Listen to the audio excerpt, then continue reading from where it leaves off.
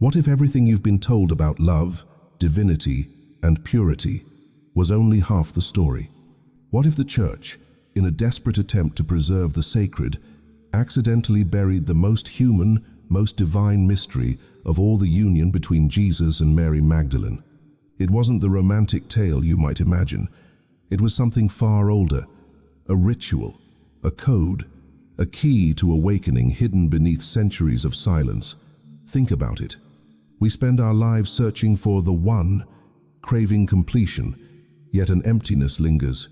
We pray to a distant God, we kneel before cold crosses, but we still feel separated. Why? Because something vital was removed from the story, the bridal mystery. But a warning before we begin: this is not just history, it is a mirror. If you drift away now, you may never see how this divine marriage is meant to unfold within you. And tonight, the seal breaks. If you are ready to uncover what was hidden, comment, "Reveal the mystery." Please like this video and subscribe. Your support powers this mission to bring lost truths back into the light. Now, prepare yourself. We go back to the beginning. To understand the magnitude of what was hidden, we must go back before the Church, before the written Gospels, before even history itself. We must go back to the primal blueprint of reality. Long before cathedrals were built from cold stone to reach a distant sky, the ancients from Egypt to India, from the Druids to the Essenes, knew a secret truth.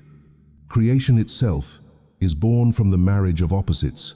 Look at the universe. It is not a monolith. It is a dance of duality. Light and darkness, fire and water, stillness and motion, heaven and earth. In the original divine mind, these were never meant to be enemies warring for dominance. They were meant to be lovers, eternally yearning to merge. This tension, this magnetic longing between opposites, is the engine that drives all existence. When the sacred story of Christ began to manifest in history, this abstract cosmic truth took on human form. It had to. For the divine to fully enter the human experience, it could not come as only half of the equation. Enter Jesus and Mary Magdalene. Here is what the institutional church could not bear for you to know. They were not merely a teacher and his favorite student. They were the living, breathing embodiment of this primordial cosmic pattern. They were counterparts. He was the Logos, the divine word, radiant, piercing, active. He represented spirit descending from above, the electric spark of pure consciousness. She was Sophia, the living soul, receptive, deep, wise. She represented the sacred vessel of earth rising to meet heaven, the magnetic womb that gives form to spirit. Without her, his message is just blinding light too hot for humanity to hold without burning. Without him, her wisdom is unawakened potential fertile ground waiting for the seed. Together, they mirrored the eternal truth that spirit must completely descend into matter to redeem it. Their connection wasn't just a historical footnote, it was alchemical. It was a living demonstration that the path to God isn't about escaping the messy world, but about marrying heaven and earth right here, within it. Yet, over the centuries, as the burgeoning church sought power and acceptance in a patriarchal Roman world, this delicate, necessary balance was fractured intentionally. It was a theological surgery that left a scar on the human psyche. They needed a God of order, of law, of hierarchy, a distant father who demanded obedience. They did not need a mother, a bride, a lover who invited intimate union. And so, they painted Mary as a sinner instead of a saint, a servant instead of a sacred counterpart. In doing so, they didn't just demote a woman. They erased the holy marriage from the altar of human consciousness. Humanity was taught to worship a God above, but forgot how to find him within. We were taught that matter, the feminine principle, the earth, the body was fallen, sinful, something to be overcome or repressed. When the feminine was silenced, the world lost half of its heartbeat. Faith became intellect without intuition, law without compassion, dogma without ecstasy. We have been living in this state of spiritual divorce for 2,000 years. We feel it as a persistent, dull ache, a sense of homelessness, even when we are at home. And still, somewhere deep in our bones, beneath layers of conditioning, we remember. Every sunrise seeking the horizon, every ocean wave reaching for the shore, every lover desperately reaching for touch, all are echoes of that lost union. They tried to bury the blueprint, but they couldn't destroy it, because it is written into the very fabric of your soul, waiting for you to recognize that you, too, are both Logos and Sophia, waiting to be wed. If the cosmic blueprint was so perfect, so essential to the human soul, who fractured it, and why? It wasn't a simple misunderstanding lost to the sands of time. It was a deliberate act of theological surgery, a calculated erasure born of the oldest human addiction, power. As the early movement of Jesus began to spread like wildfire across the Mediterranean, it faced a critical choice. It could remain a mystical path, a difficult, individual journey of inner awakening, where every soul became its own priest, every heart its own temple, guided by direct gnosis. Or it could become an institution, a sprawling, organized structure capable of governing masses, influencing empires, and consolidating authority. History shows us which path was chosen. By the 4th century, as Christianity merged with the might of the Roman Empire under Constantine, it needed order, it needed uniformity, it needed a clear, manageable hierarchy, and a teaching that said every single soul, man or woman, rich or poor, slave or free, could unite directly with God through an inner marriage, without needing a bishop's blessing or a priest's absolution. That was dangerous. That was anarchy to a system that wanted to be the only bridge to heaven. If you have direct access to the divine through the bridal chamber within, you become ungovernable. You no longer need their keys because you have found the door inside yourself. To build the church of stone, they had to demolish the temple of the Spirit. And to do that, they had to separate the cosmic lovers. They had to break the holy marriage. How did they do it? They didn't just hide the mystery. They inverted it. They took Mary Magdalene, the visible embodiment of the sacred feminine, the cosmic bride, the one who stood toe-to-toe with the divine Logos in perfect balance. And they didn't just erase her role as a leader. They did something far worse. They branded her a prostitute. Think about the staggering brilliance and the devastating cruelty of that lie. It wasn't just an error by Pope Gregory the Great centuries later. It was the culmination of a long campaign. In one single stroke, they didn't just shame a woman, they silenced half of creation. They took the sacred vessel of Sophia wisdom, receptivity, deep intuitive knowing, and twisted it into a symbol of carnal sin, something dirty, something that needed to be saved and controlled by masculine authority. By making the bride unclean, they made the inner journey seem dangerous, suspect, heretical.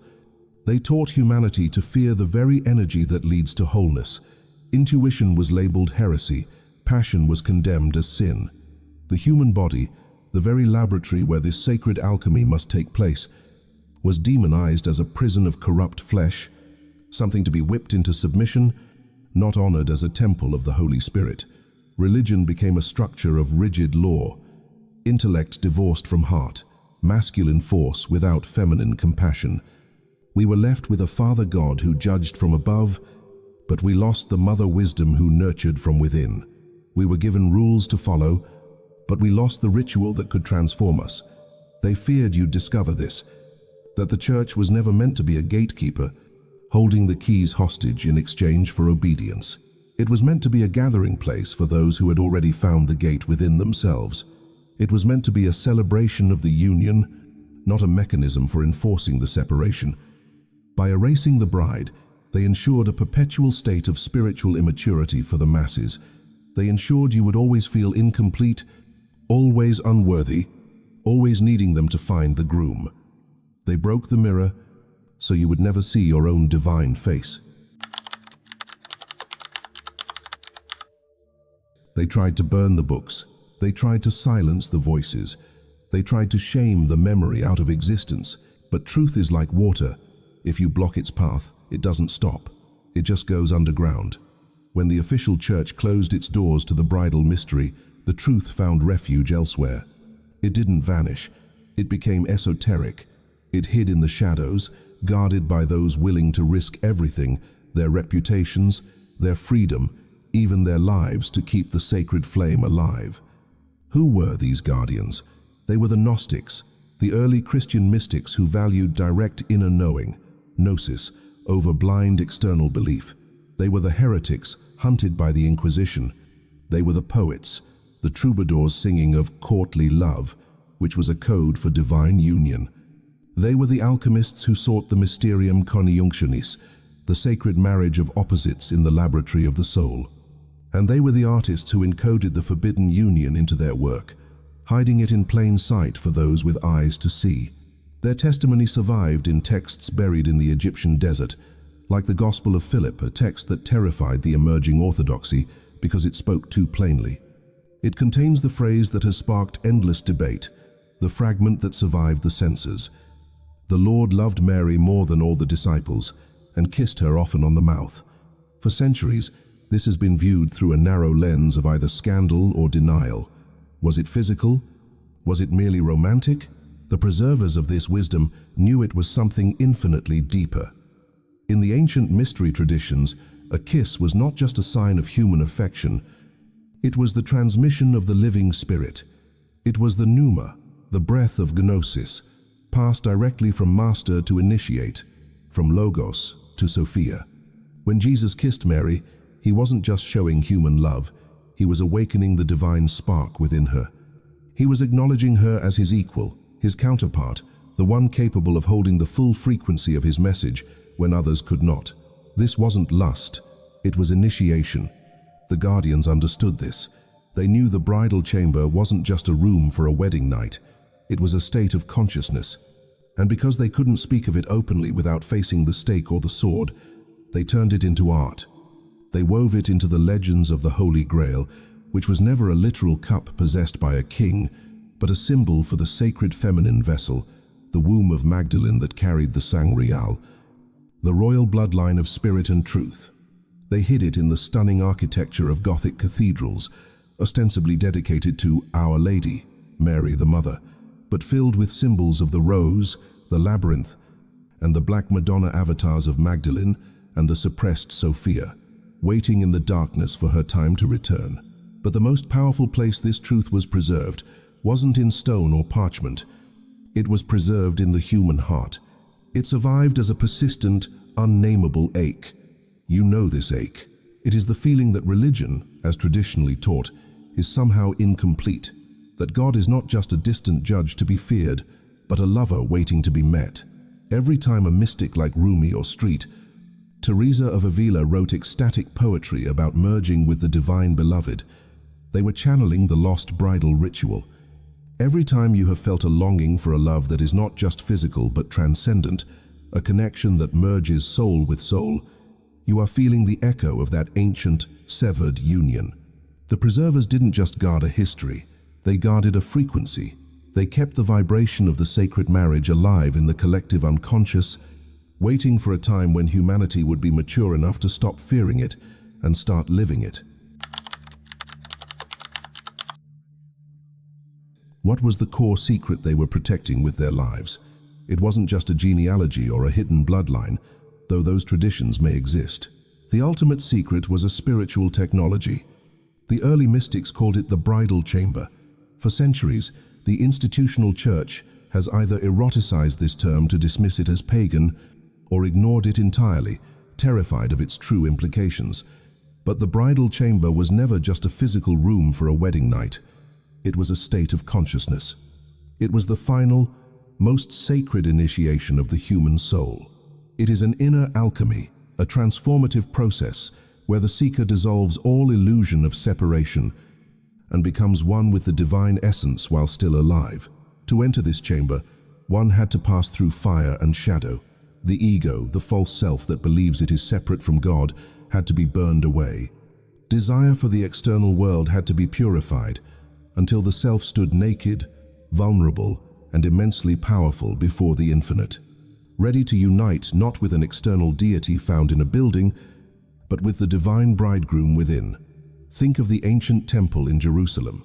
At its very center was the Holy of Holies, the most sacred space on earth, where God's presence, the Shekinah, was said to dwell. It was separated from the rest of the world by a massive, thick veil. Only the high priest could enter, and only once a year, on the Day of Atonement, under threat of death if he was unworthy. It was the ultimate symbol of separation. God is in there, humanity is out here, and you need a chosen intermediary to bridge the gap. But Jesus and Mary Magdalene revealed a shattering new truth. When Jesus died, the Gospels say the veil of the temple was torn in two, from top to bottom. The Gnostics understood what this truly meant. The separation is over. The true temple is the human heart, and every single soul carries its own Holy of Holies within. It is that innermost chamber where heaven meets earth inside you, where the divine presence whispers not through thunder or priests, but through a stillness so profound it sounds like a roar. This is what Gnosticism, the path Mary embodied, was all about. Gnosis is not belief. Belief is accepting someone else's word for truth. Gnosis is knowing, direct, experiential knowing. It is knowing that salvation is not a reward for good behavior handed out by a distant God after you die. Salvation is a remembrance. It is the moment the soul symbolized as the bride wakes up from the amnesia of the material world and embraces divine awareness symbolized as the groom right now, in this life. When this union happens, heaven is born inside the human heart. You no longer believe in God. You know God because you have merged with Him. You have become the place where He dwells. This was the forbidden meaning. The bridal chamber was a map of awakening disguised as a love story. And that is precisely why it had to be buried, because a soul who enters the bridal chamber needs no mediator. You don't need a priest to confess to, because you are already naked before God in your own heart. You don't need a church building to find the sacred, because you realize you are the temple. You don't need their permission to be holy, because you have found the inexhaustible source of holiness flowing within yourself. Jesus and Mary didn't just teach this, they lived it. They became the altar, the flame, and the divine union itself. And to a structure built on mediation, control, and external authority, there is nothing more dangerous, nothing more terrifying, than a human being who knows they are already free. For 2,000 years, the story was split in half. The groom was exalted to unreachably high heavens, while the bride was erased, buried in the desert sands of history. But you cannot separate what God has joined together forever. Without the bride, we have been living in a state of spiritual widowhood. Look at the world around us. We have built empires of impressive intellect and crushing technology. We have achieved progress, yet we feel an invisible, persistent wound. It is the wound of separation. It is the loss of intuition, of deep compassion, of sacred connection to the earth and to each other. It is the result of a spirituality that is all masculine force, with no feminine receptacle to hold it. Religion became intellect without soul. Faith became doctrine without ecstasy. And love became something to fear, regulate, and control, instead of the supreme act of worship it was meant to be. But the silence is ending. The prophecies whispered by the Gnostics that the time of forgetting would eventually pass are coming true now. You are living in the time of the return of the bride. This is not just about a historical figure named Mary Magdalene resurfacing in books and movies. It is about the energy she embodied returning to collective consciousness. The sacred feminine is rising not to oppose the masculine, not to destroy the Christ, but to complete him, to restore the balance that was broken, to remind us that the divine is not just a distant father to be obeyed, but also an intimate mother to be felt, a beloved to be embraced. You can feel this rising. It's the reason you clicked on this video. It's the reason millions are suddenly unsatisfied with superficial dogmas and are craving direct, mystical experience. It is the Magdalene frequency, waking up inside of you. Every time you choose empathy over rigid judgment, she rises. Every time you listen to your intuition instead of fearful programming, she remembers. Every time you dare to love without reason, without transaction, without fear, she steps closer to the altar within your heart. The seal that was placed upon this mystery, by emperors, by popes, by centuries of fear, is finally breaking. And it is breaking not because of a decree from Rome, but because of a hunger in you.